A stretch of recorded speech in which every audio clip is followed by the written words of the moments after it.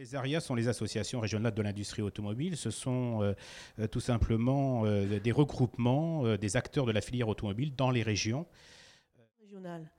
La région Bretagne a très rapidement soutenu le pôle de compétitivité, à la fois financièrement, mais pas que, en associant le pôle à ses stratégies, en le mettant au centre de ses réflexions sur les filières.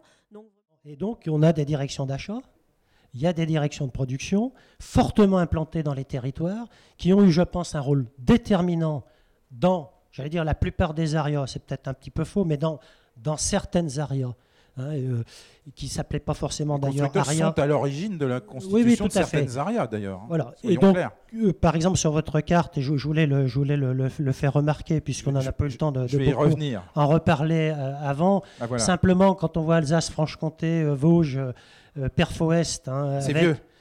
C'est ancien, ouais. C'est puissant. Il y a un pôle de compétitivité qui s'appelle Véhicules du futur, qui est lui aussi très en pointe. Donc il faut aussi en parler.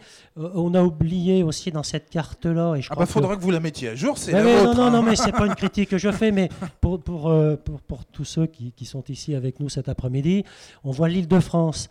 L'Île-de-France, c'est en gros, allez, j'arrondis, 20% de la production industrielle française.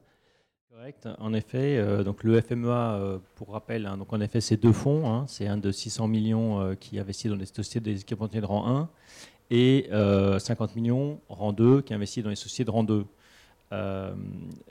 Aujourd'hui, on a investi dans une trentaine de sociétés, dont une dizaine en effet de rang 2.